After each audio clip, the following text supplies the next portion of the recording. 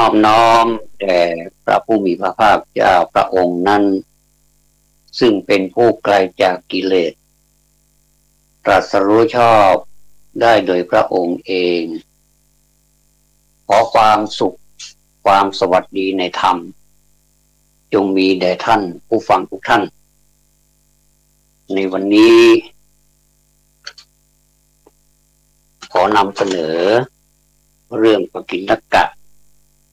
ธรรมะซึ่งคิดว่าน่าจะเป็นประโยชน์กับท่านผู้ฟังและก็ทำให้คุ้มค่าต่อการรับฟังเพราะการรับฟังนั้นถือว่าเป็นธรรมชาติของมนุษย์อย่างหนึ่งที่ควรจะทำการรับฟังมีหลายประการรับฟังในสิ่งที่ควรรับฟังท่านเรียกว่าทำให้เกิดประโยชน์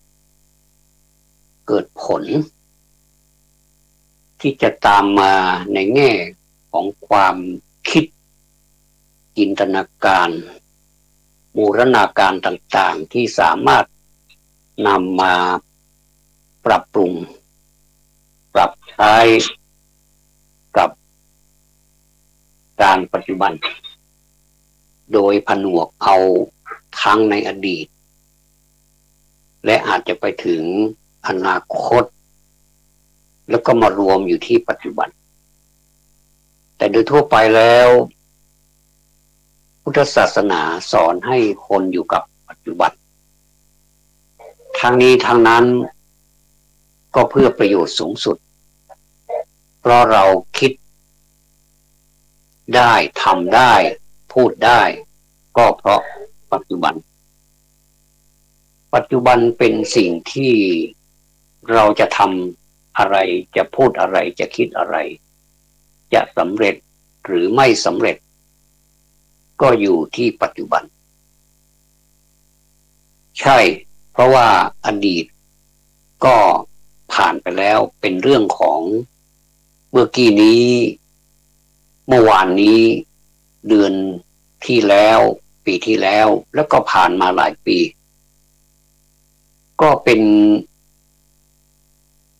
อีกอย่างหนึ่งที่ทำให้เราได้ฉุกคิดว่าสิ่งที่เรากระทำมาประพฤติมาปฏิบัติมาในการก่อนคือเวลาก่อนหรือพูดว่าอดีตนั้นมันมีคุณค่าหรือมีอะไรที่ทำให้เราเกิดสติเกิดความฉุกคิดหรือไม่อย่างไรอันนี้เราก็สามารถที่จะนำมาคิดได้ก็แสดงว่าในอดีตนั้นก็พอจะมีประโยชน์อยู่เหมือนกันแต่ว่าอนาคตนี่เป็นสิ่งที่คาดหมายเป็นสิ่งที่มุ่งหวังถ้าเราทำโครงการเราก็จะใช้คำภาษาวิชาการว่าสิ่งที่คาดว่าจะได้รับหรือว่าผลที่คาดว่าจะได้รับแสดงว่าสิ่งที่เราคาดนั้นยังไม่เป็นจริงอาจจะสำเร็จก็ได้หรือไม่สำเร็จก็ได้หรือสำเร็จอย่างงดงามก็ได้หรืออาจจะล้มเหลวแบบไม่เป็นท่าก็ได้ดังนั้นอนาคตนี้เป็นสิ่งที่ไม่แน่นอน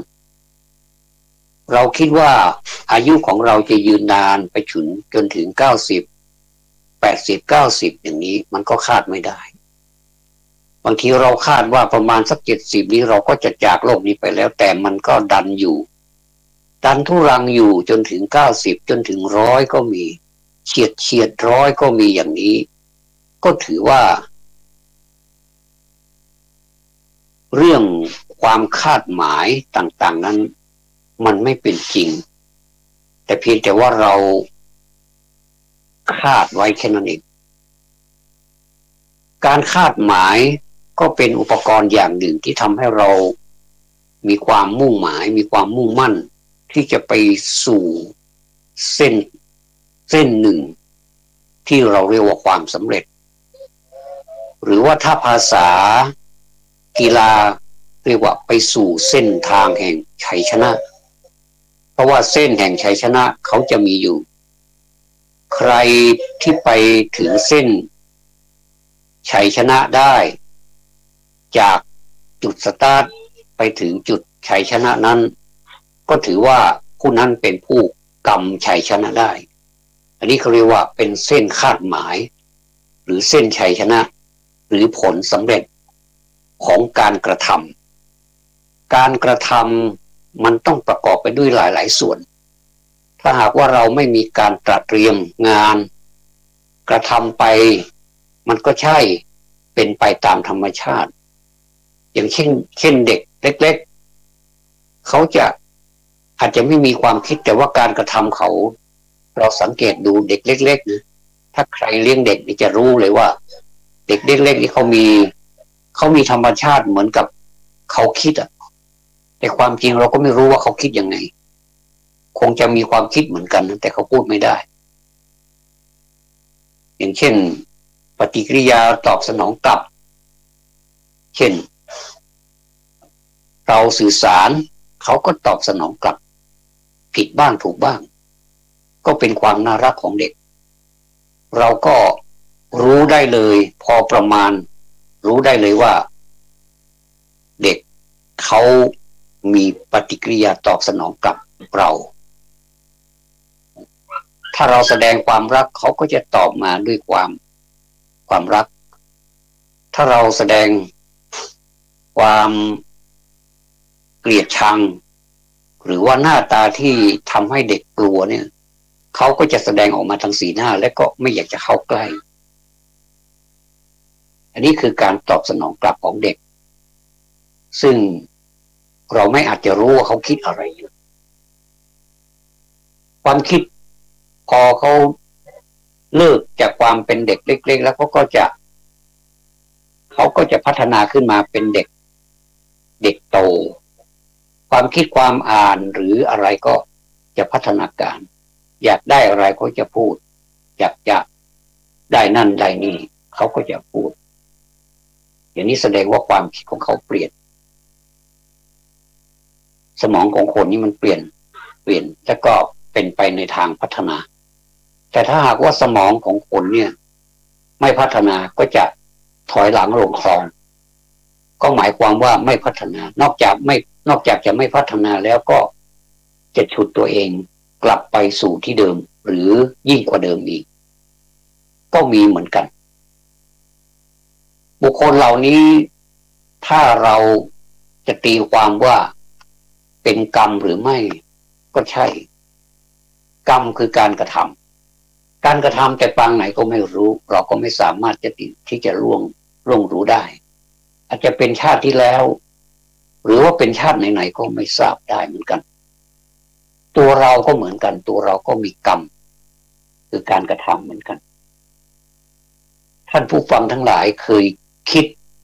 ถามตัวเองบ้างไหมว่าเรามาจากไหนแล้วทำไมเราถึงมาเป็นคนแล้วทำไมบางทีก็เรียกว่าคนบ้างบางทีก็เรียกว่ามนุษย์บ้างและสิ่งเหล่านี้อะไรคือมนุษย์อะไรคือคนก็ตีความหมายกันไปอย่างอร่อยเลยคนที่เป็นคนก็เพราะว่ามันยุ่งยิ่งคนก็ยิ่งยุ่งเหมือนยุงตีกันนี่ก็เรียกว่าคนแต่บางท่านก็ตีความหมายว่าคนนี่ก็มาจากคอควายแล้วก็นอหนูก็มาจากสัตว์สองชนิดก็คือคอควายที่มีเขาแล้วก็นอหนูที่ซุกซนเหลือเกินบางทีไปกัดโน่นกัดนี่กระจุยกระจายไปหมดกัดที่นอนหมอนมุ้งกัดหนังสือหนังหาทำสารพัดที่หนูมันอยากจะทำนี่คนนี้ก็เลยมาจากสัตว์สองตัวที่ว่านี้ก็เลยยุ่งขออภัยครับก็เลยยุ่งแล้วทำไมต้องไปเปรียบเทียบกับเหมือนยุงตีกันยุงมันเกี่ยวอะไรกับควายกับหนูที่มาเป็นคน ยุ่งทำไมไม่ยุ่งเหมือนคนตีกันก็แสดงว่ายุ่งเหมือนยุงตีกันแสดงให้เห็นว่ายุงนี้มันคงจะชุกชุมมันมีพลเมืองเยอะมันก็เลยตีกันก็เป็นพลวันเป็นยุ่งเหยิงไปหมดเลยไม่รู้ตัวไหนเป็นตัวไหนตัวผู้ตัวเมียอะไรเป็นพ่ออะไรเป็นแม่ตัวไหนก็ไม่รู้ตีกันไปมั่วเลยอย่างนี้เขาเรียกว่ายุ่งเหมือนยุงตีกันพูดไปพูดมามันก็สนุกเหมือนกันนะเป็นคนเนี่ยก็สนุกมันได้รับรสชาติอร่อยหลายอย่างบางทีมื้อนี้เหมือนกับเรากินอาหารกินข้าวเนี่ยหลายท่านก็รับประทานอาหารเช้าไปแล้วหลายท่านก็กำลังจัดเตรียมอาหารอยู่ก็มื้อนี้อาจจะอร่อยไม่เหมือนกับมื้อที่แล้วอร่อยกว่าเนี่ยชีวิตคนก็เหมือนกันชีวิตคนเราก็เหมือนกันบางครั้งก็อร่อยก็คือมีความสุขมีความสำราญเหลือเกินอร่อยรสชาติมันกลมกล่อมดูหน้าดูตามีน้ำมีนวลมองไปทางไหนมันก็สวยสดงดงามก็ดูอะไรมันก็มีความสุขสภาพแวดล้อมต่างๆมันก็เหมือนจะเป็นเพื่อนเราหมดเลยแต่พอเวลาไหนที่มันไม่อร่อยสิ่งแวดล้อมที่มันสวยๆงามๆก็พานทำให้มันเสียหายหมดเลยสิ่งเหล่านี้เกิดจากอารมณ์ที่มันไม่อร่อยหรือของจริงเนี่ยกับข้าวเนี่ยมันไม่อร่อยเราก็กินสักหน่อยหนึ่งให้มันพอได้ยาหลังอาหารให้พอดีกว่ากับให้มีอาหารลงไปในท้องแล้วก็รับประทานยาอย่างนี้ก็ยังดีกว่าคนที่ไม่รับประทานอะไรเลยเนี่ยตลอดเพราะว่าถ้ารับประทานยาเข้าไปแล้วยานี่มันเป็นสิ่งที่ดีนะแต่มันก็มีโทษเหมือนกันถ้าเราใช้ไม่เป็นก็รับประทานเข้าไปแล้วนี่มันอาจจะมันไม่มีอาหารที่จะย่อยเขาเรียกว่ายาหลังอาหารไม่ใช่ยาหลังวิหารนะที่เขาพูดมาหลายท่านไปรับประทานยานี่ต้องไปวัดก่อนแล้วก็ไปรับประทานที่หลังวิหารมันไม่ใช่เสียงมันคล้ายๆกันนะเหมือนคนจะไปหาดใหญ่ดันไปเขาใหญ่บางทีเขาไปเขาใหญ่ก็บอกว่าไปหาดมันใกล้ๆกันนะแล้วก็เมื่ออารมณ์มันไม่มีความสุขจากการรับประทานอาหารก็ดีลิ้นมันทำงานแล้วมันไม่ได้รับรสชาติก็ทำให้เราอารมณ์ไม่ดีจมูกมันเคยได้กลิ่นหอมพอมันไม่ได้กลิ่นมาได้กลิ่นที่มันตรงกันข้ามที่มันไม่ชอบใจเราก็บอกว่ามันเหม็นมันไม่หอมอารมณ์ทั้งหลายทั้งปวงก็ไปรวมกันเป็นอารมณ์ไม่ดีคนอารมณ์ไม่ดีนี้มันจะไม่ดีตลอดวันว่าอย่างน้อยที่สุดก็ครึ่งค่อนวันขับรถก็ดีอารมณ์ก็ไม่ดีบ่นไปด้วยคือพาเพื่อนร่วมทางเนี่ยทะเลาะกันไปด้วยแล้วก็ถ้าไปเจอคนจริงๆก็ทะเลาะกันจริงๆบางทีก็ถึงขั้นลงไม้ลงมือไปเลยก็มีให้เห็นที่แสดงว่าเราไม่ได้ปรับอารมณ์ของเราไม่ได้ฝึกหัดขัดเกลาอารมณ์ของตัวเราเองซึ่งมันเป็นตัวร้ายกาจเป็นตัวการขั้นปฐมคือระดับต้นเลยนะถ้าหากว่าอารมณ์เราดีสักอย่างมันสามารถปรับได้ข่มได้หรือว่าเป็นเรื่องธรรมดาหรือว่าเป็นเรื่องล้อเล่นเรื่องขบขัน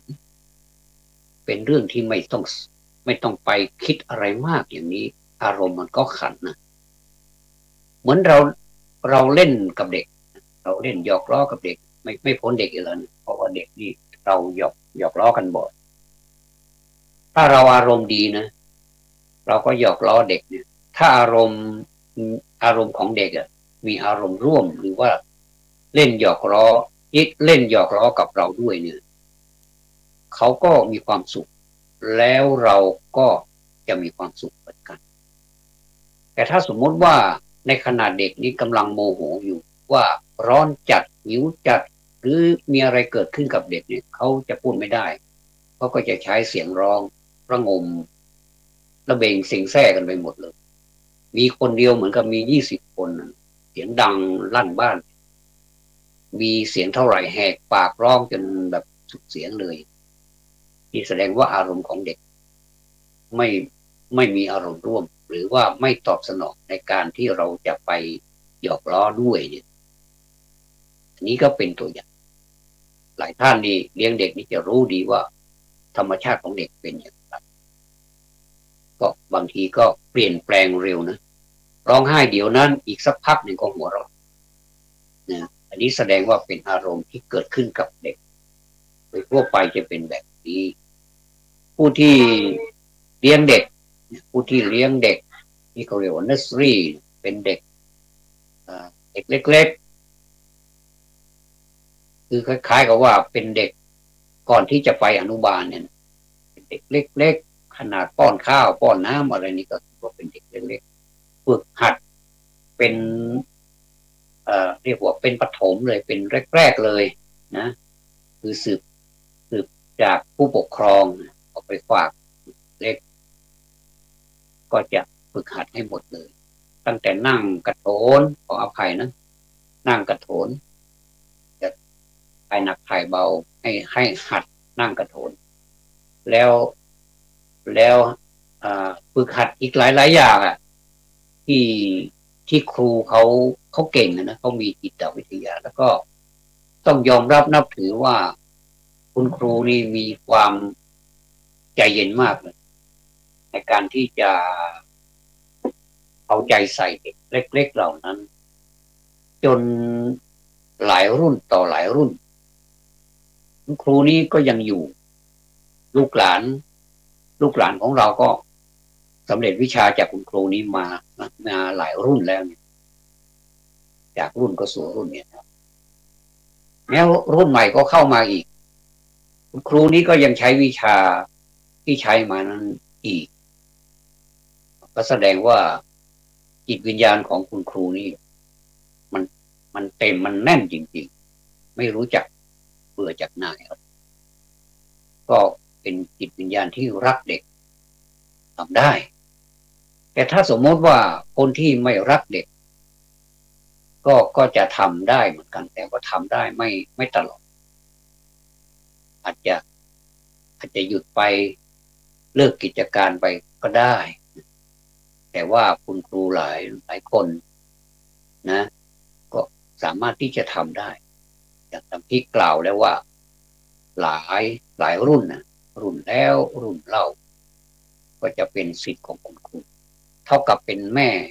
เป็นพ่อคนที่สองรองจากบิดานี้พูดถึงธรรมชาติเด็กทีนี้เราหวนไปที่ว่าคำว่าคนทำไมมันยุ่งเหมือนยุงตีกันจังก็เพราะว่าเศรษฐกิจหนึ่งอันนี้ก็มีส่วนคนเดี๋ยวนี้อะไรพอมีปัญหาปุ๊บก็จะอ้างถึงเรื่องเศรษฐกิจปั๊บไม่ได้สาเหตุว่าความยากจนหรือว่าปัญหาอะไรต่างๆนี้ไม่ได้เกิดมาจากตัวเองเหมือนกับว่าปัดความรับผิดชอบนะอันนี้ไม่ได้ว่าให้ใครนะเหมือนอย่างนั้นอ่ะเหมือนเป็นอย่างนั้นจริงๆปัดความรับผิดชอบปัดปัญหาของตัวเองที่มีอยู่เนี่ยไปให้สังคมซึ่งสังคมนี้มันเป็นสังคมใหญ่จริงๆสังคมนี้ก็เหมือนกับเป็นพื้นที่ว่างๆเป็นพื้นที่ที่เก็บสิ่งของมากมายแล้วก็สังคมนี้มันจะดูดีมีระเบียบมันก็มาจากบุคคลที่รับผิดชอบตัวเองก่อน เช่นว่าคนเราเมื่อยากจนก็จะรู้สึกตัวว่าตัวเองยากจนก็จะมัธยัสถ์ก็จะพยายามวางแผนหรือว่าวางระเบียบแบบแผนต่างๆเกี่ยวกับการใช้จ่ายไม่ว่าจะใช้จ่ายเป็นพื้นฐานนะค่าน้ำค่าไฟถ้าอยู่บ้านคนอื่นห้องคนอื่นก็หมายถึงเช่านั่นแหละก็จะพยายามให้หาค่าเช่าให้ได้โดยที่ไม่ติดค่าเช่าอย่างนี้อันนี้เป็นธรรมดาค่าเช่านี่มันแน่นอนอยู่แล้วเราก็ต้องหาให้ได้นะสมมุติว่าค่าเช่า1,000เราก็ต้องหาเงิน1,000เนี่ยเอามาไว้ล่วงหน้าก่อนที่จะไปชำระให้ได้นี่เก็บไว้ห้ามยุ่งเก็บไว้เลยเก็บไว้ใส่ซองไว้ก็ได้อะไรก็ได้เก็บไว้เลยพอถึงวันที่จะชำระมาก็ไปชำระไม่มีปัญหาแล้วก็ต่อมาค่าอะไรอีกค่าอาหารค่าอาหารนี่ก็สำคัญเหมือนกันเพราะว่าชีวิตของคนจะอยู่ได้ก็เพราะอาหารการกินนี่สำคัญแล้วอาหารนี่มันก็แยกออกมาเป็นหลายอย่างเลยหลายอาหารด้วยอาหารแบบนี้รับประทานเข้าไปแล้วมันจะเกิดโทษหรือว่าเกิดประโยชน์แก่ร่างกายอย่างไรเราก็เลือกรับประทานแล้วเราก็รับประทานเพื่ออยู่สู้ต่อไปเป็นคนต้องสู้ถ้าไม่สู้ก็เหมือนกับเรายกธงขาวเราก็จะไม่สู้แล้วเราจะไม่มีความคิดที่จะสู้ต่อไปความคิดก็จะหายไปความคิดความอ่านต่างๆของมนุษย์เนี่ยมีมากนะแต่เราก็ไม่ใช้ศักยภาพความคิดเนี่ยมันมีเยอะจนนับไม่ได้แต่ว่าเราไม่ใช้เพราะเรายกธงขาวแล้วเนี่ยเราก็ยอมแพ้ไปนี่ก็ยอมแพ้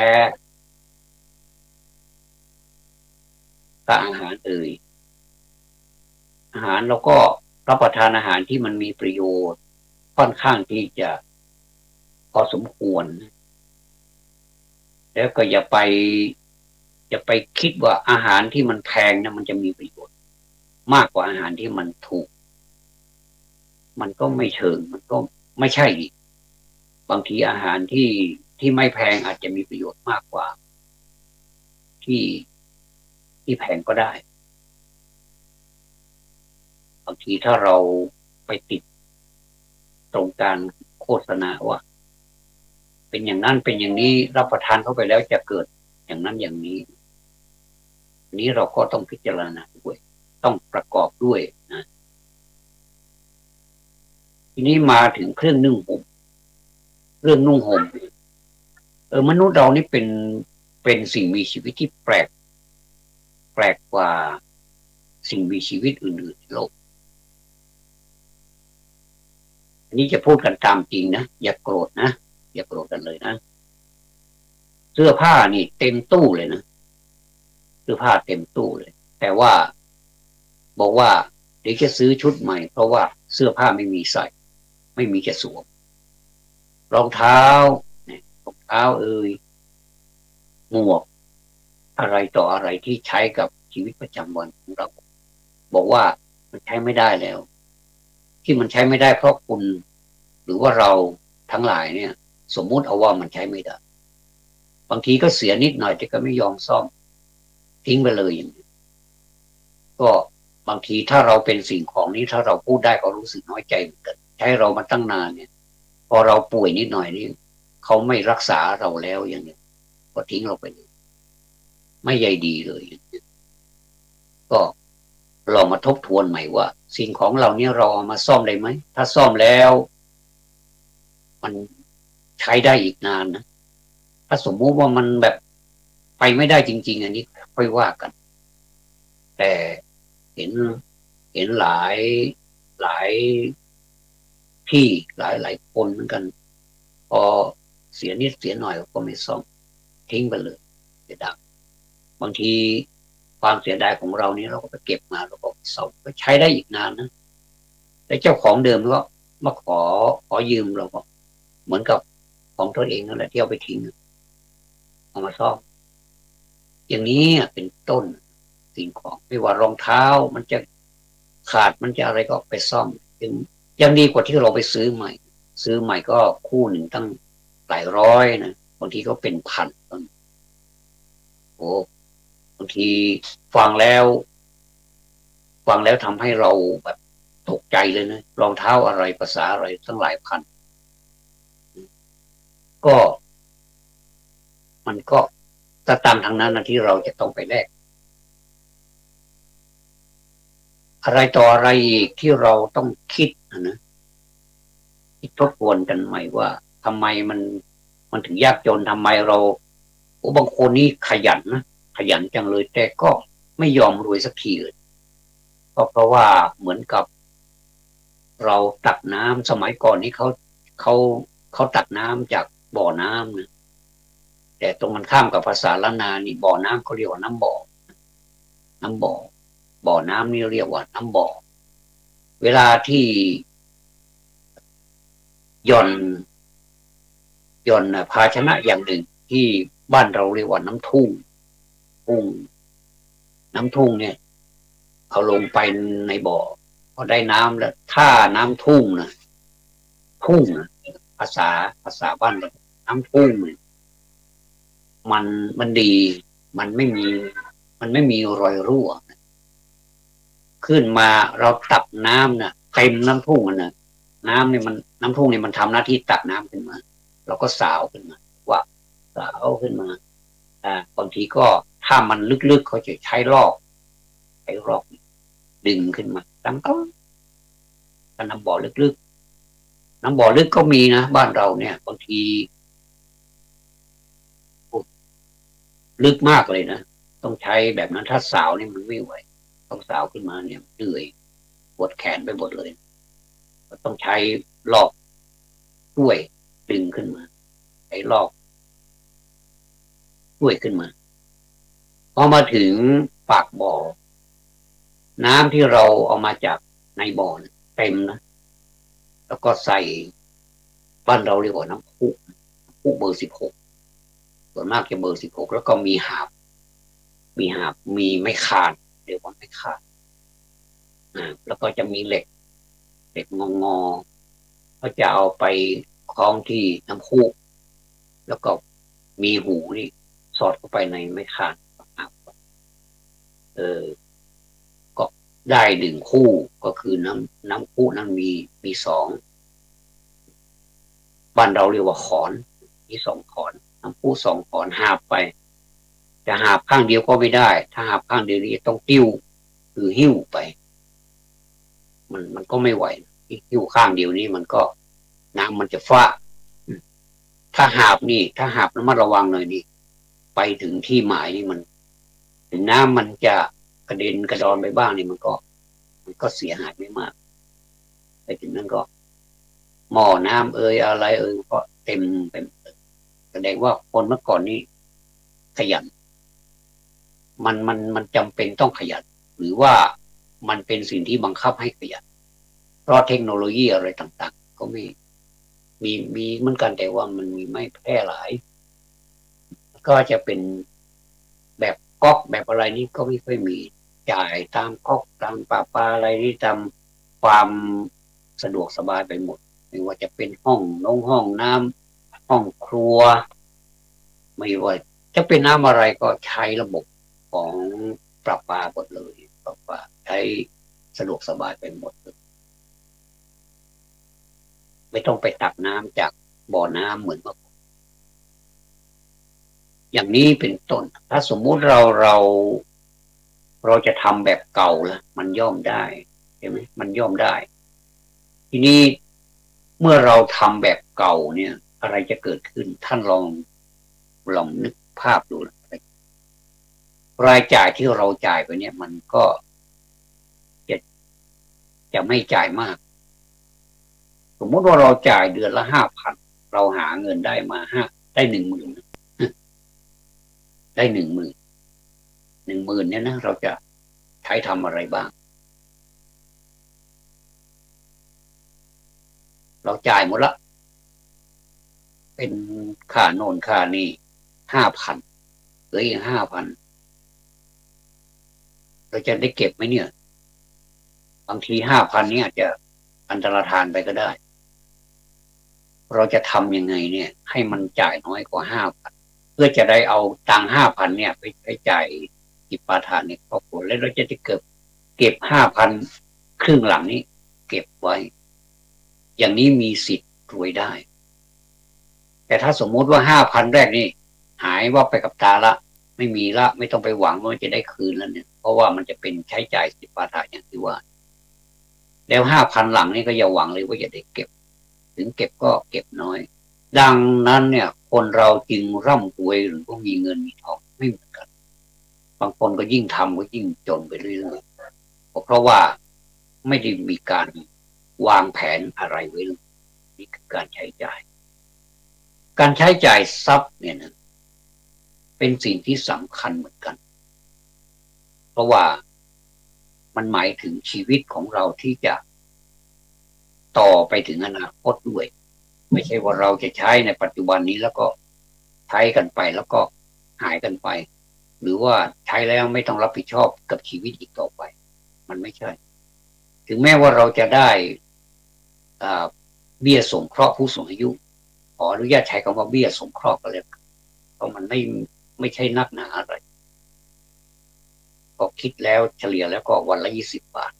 ถามจริงๆว่ามันพอกันมันก็ไม่พอแต่ถ้าเราจะให้มันพอให้มันเหลือแล้วเก็บทั้ง600 บาทสมมตินะได้ข่าวว่าเดี๋ยวนี้มันเป็น700 บาทก็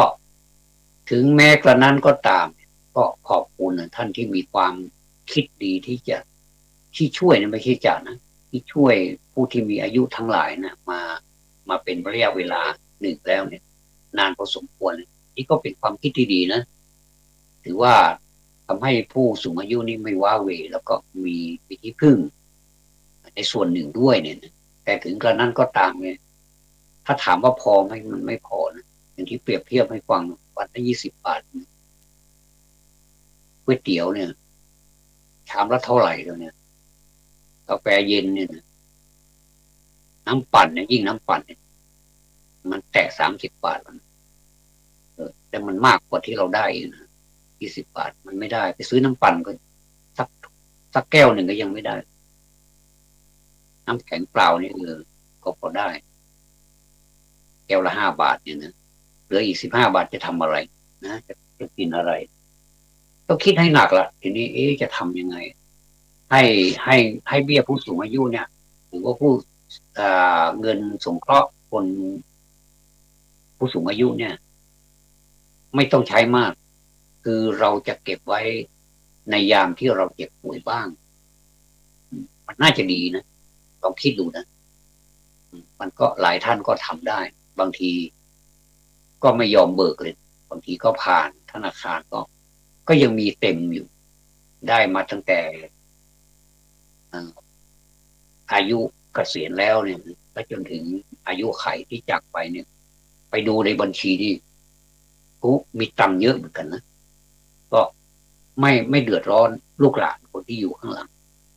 ก็ปิดบัญชีนั้นแล้วก็เอาม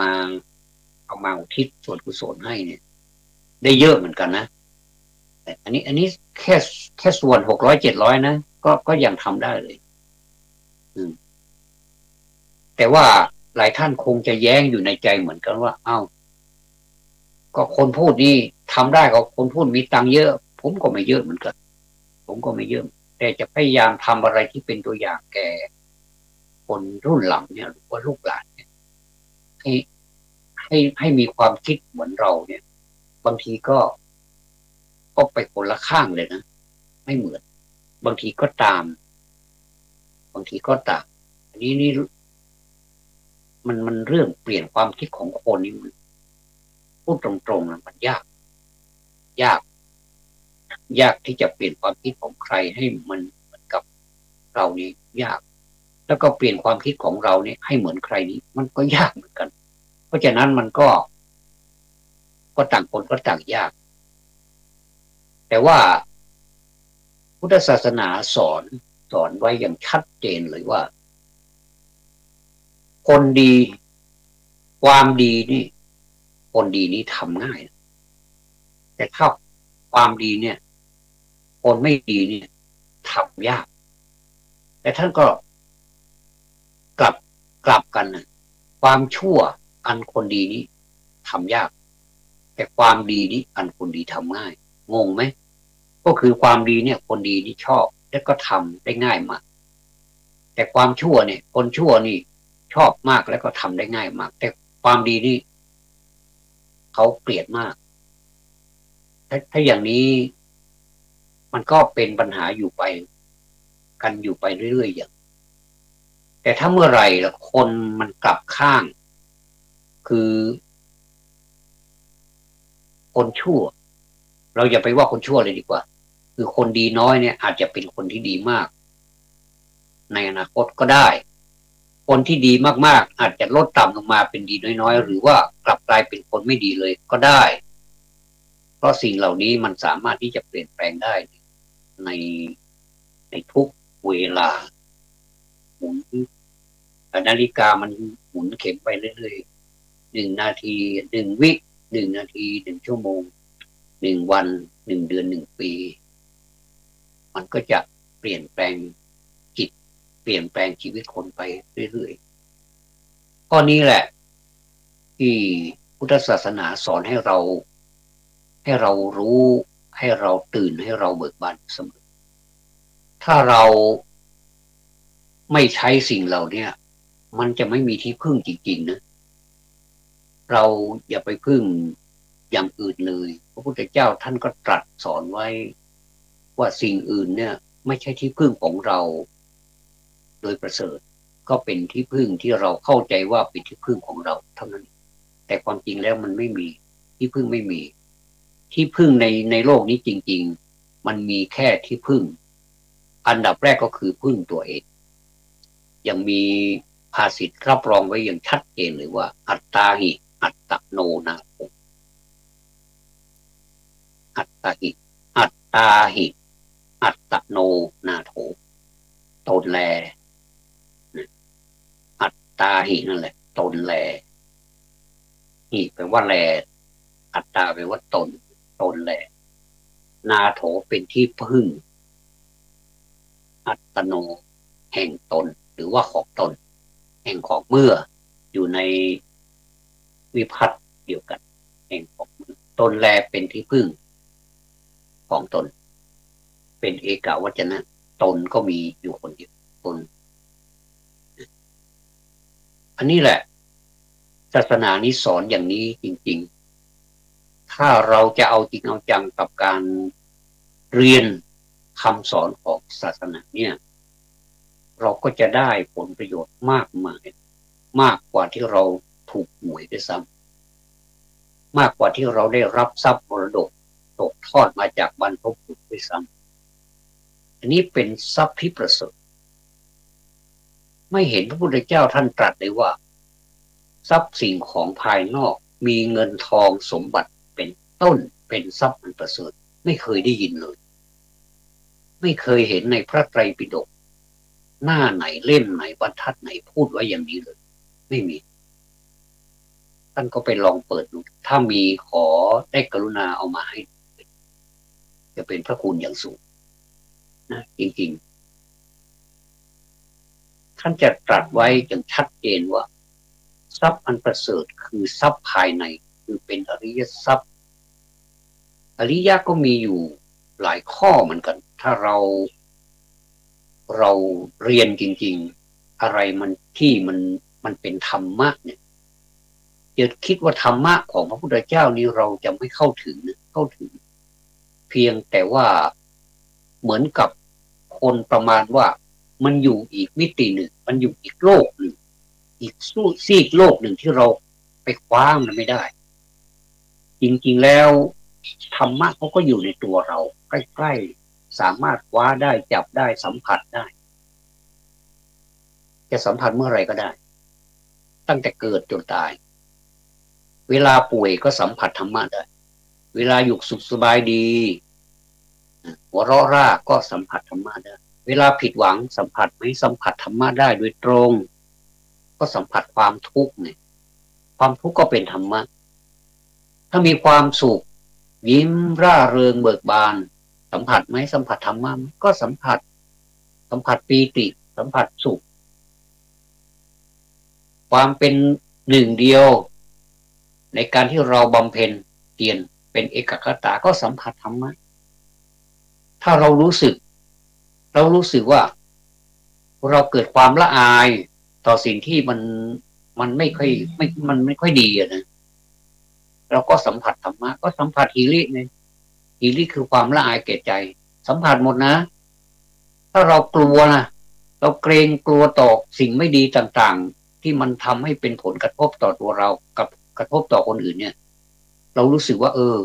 มันเป็นโอตตัปปะความเกรงกลัวต่อบาปก็สัมผัสโอตตัปปะอีกโอตตัปปะแปลว่าความเกรงกลัวต่อบาปก็สัมผัสธรรมะอีกแล้วอะไรเล่าที่มันอยู่ไกลมือเราจนเกินเอื้อมไม่มีนะเราคิดดูดีๆธรรมะอยู่ใกล้ๆตัวเราอยู่ในตัวเรานี่ด้วยไม่ใช่ใกล้ตัวใกล้ก็มีในตัวเราก็มีในตัวเราเนี่ยมีธรรมะเต็มไปหมดเลยตาเป็นธรรมะไหมเป็นอายตนะภายในอย่างหูเป็นจมูกลิ้นกายใจเป็นหมดเลยแล้ว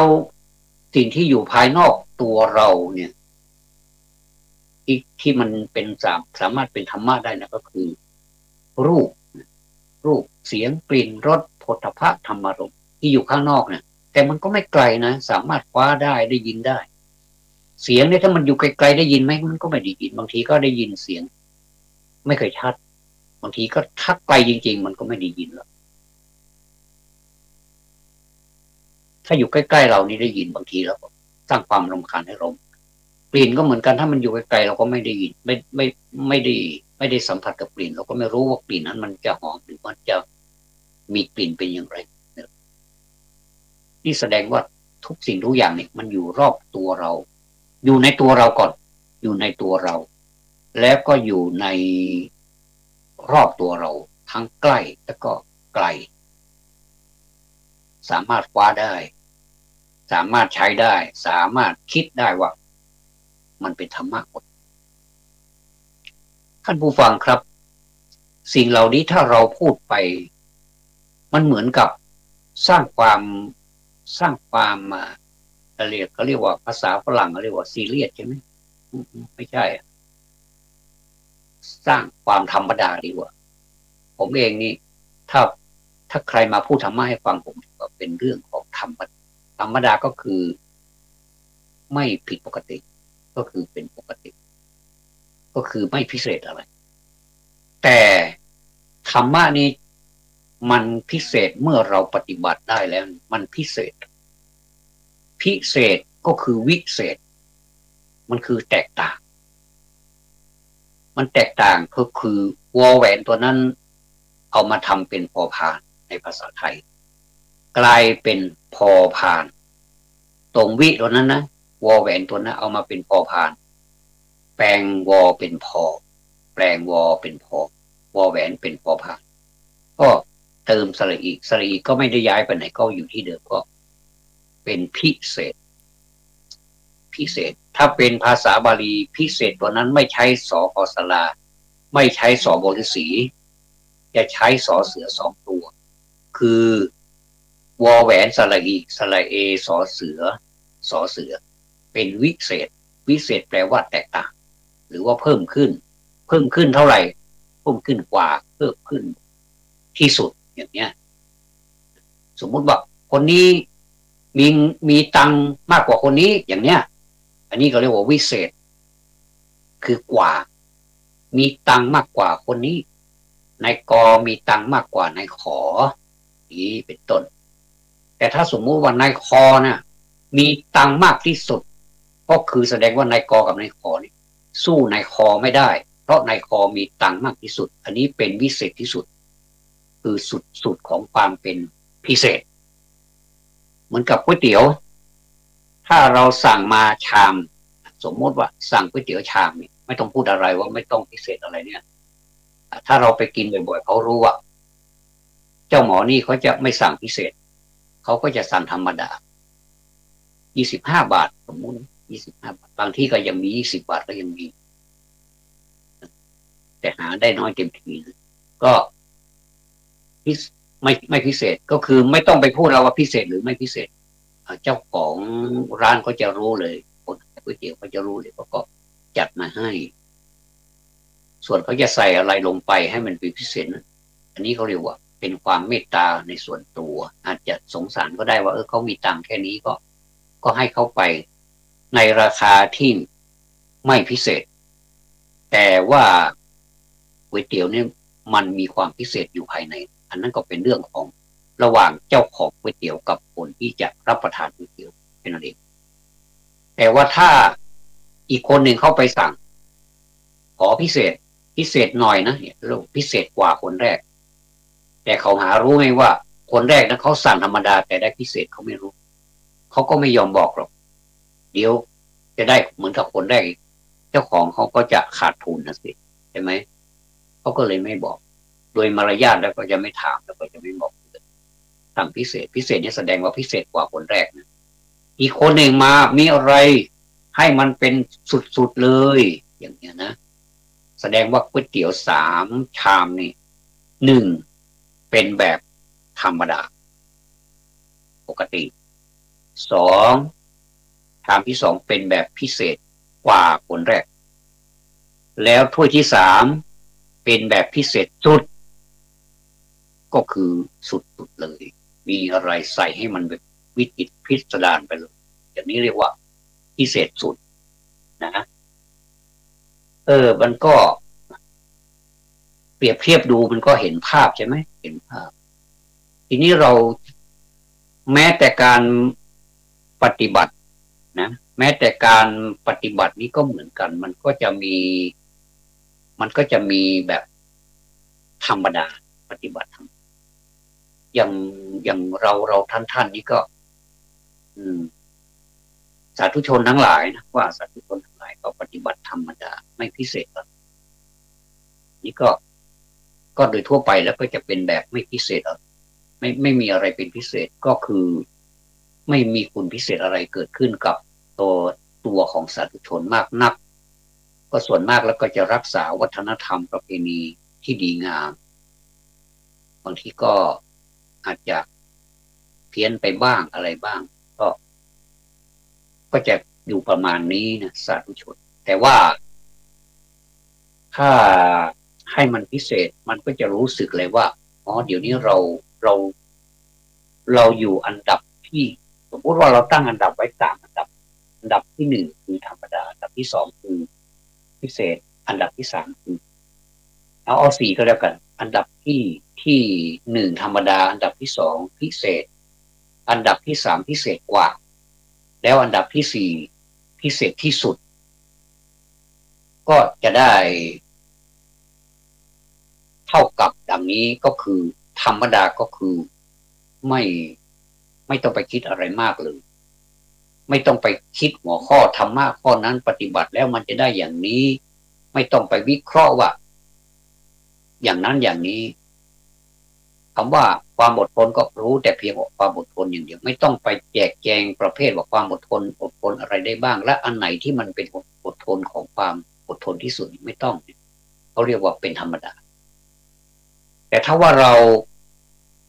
าไม่ธรรมดาเราพิเศษก็แสดงว่าความอดทนนี้มันมาจากอะไรมันมาจากภาษาบาลีคำว่าขันติและความสงบเสงี่ยมเนี่ยเราแปลเอาก็เป็นธรรมดาแต่ว่าเราอยากจะรู้พิเศษนั่นก็คือมาจากโสรัจจะแสดงว่ามันพิเศษกว่าธรรมดาคือมันรู้ภาษาบาลีไปด้วยเขาเรียกว่าพิเศษกว่าก็เป็นพิเศษทีนี้ถ้ากว่านั้นอีกก็แจกแจงออกมาอีกว่ามันมีอะไรบ้างแล้วก็ธรรมะเนี่ยมันมีเยอะแยะไปหมดเลยเราอยากจะแปลข้อนี้เราอยากจะศึกษาข้อนี้หน้าเนี่ยเดือนทั้งเดือนเนี่ยสมมติเอาวันนี้หลัง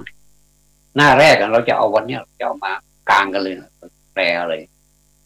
จะแปลอย่างหนังสือธรรมศึกษาหรือนักธรรมชั้นตรีเนี่ย เปิดมาหน้าแรกปุ๊บโอ้โหเจอเลยนะทุกกะอันนี้พูดหลายครั้งแล้วนะพูดซ้ำอีกก็ไม่เป็นไรนะ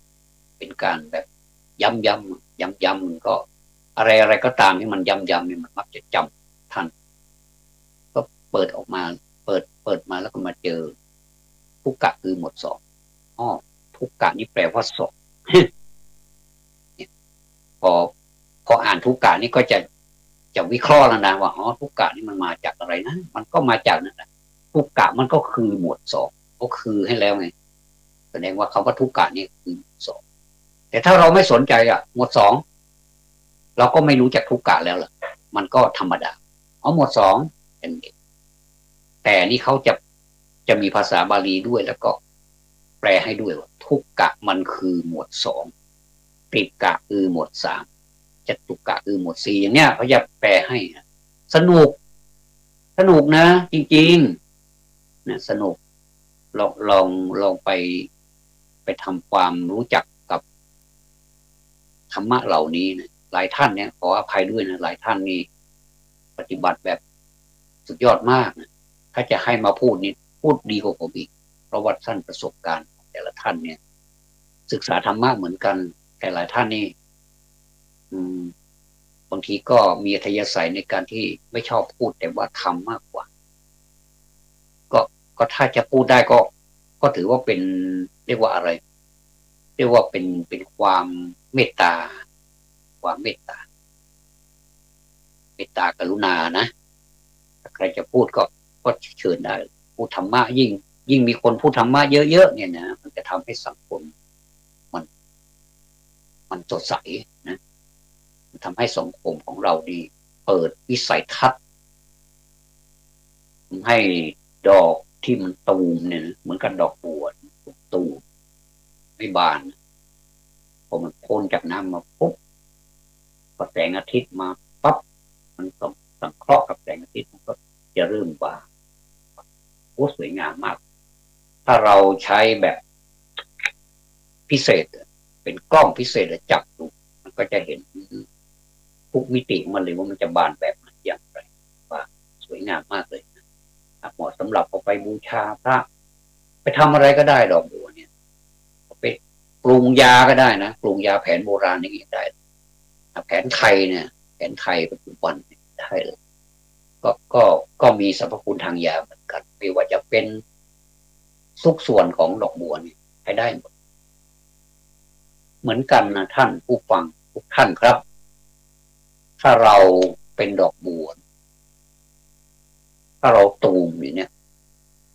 มันก็จะตูมและมันในที่สุดมันก็อาจจะเหี่ยวไปอาจจะแห้งไปตามธรรมชาติธรรมดาจะไม่มีโอกาสบานอีกแล้วบานเนี่ยดอกบัวที่มันบานเนี่ยสามารถที่จะเป็นความเจริญทางด้านอาหารก็ได้เป็นอาหารของใครเป็นอาหารของนกเป็นอาหารของสัตว์ต่างๆไม่ว่าจะเป็นที่เขาทำหน้าที่ผสมเกสรพวกแมลงต่างๆเนี่ยเขาก็จะมาเอาเกสรไปผสมเขาก็ทำหน้าที่ของเขาแม้เขาจะเป็นสัตว์นะแต่เขาก็ทำหน้าที่ของเขาเนี่ยไปเรื่อยๆเนี่ยนะก็คิดมองไปมองมาก็เวลาหมดเสียแล้วพูดธรรมะนี่มันมีความสุขเหลือเกินไม่รู้ว่าผมจะมีความสุขส่วนเดียวหรือเปล่าขอให้ทุกท่านที่ฟังธรรมะนี่มีความสุขด้วยก็แล้วกันนะมีความสุขร่วมกันเห็นเหมือนกันได้ยินเหมือนกันแล้วก็คิดถึงแม้ว่ามันจะแตกต่างทางความคิดแต่ก็ขอไปสู่จุดเดียวกันก็ดีแล้วนะครับขออนุโมทนาทุกท่านที่ฟังจนจบในวันนี้ขอบพระคุณท่านพระครูสมุวิสุวัฒน์วรจิตโยที่เคารพอย่างสูงยิ่งครับ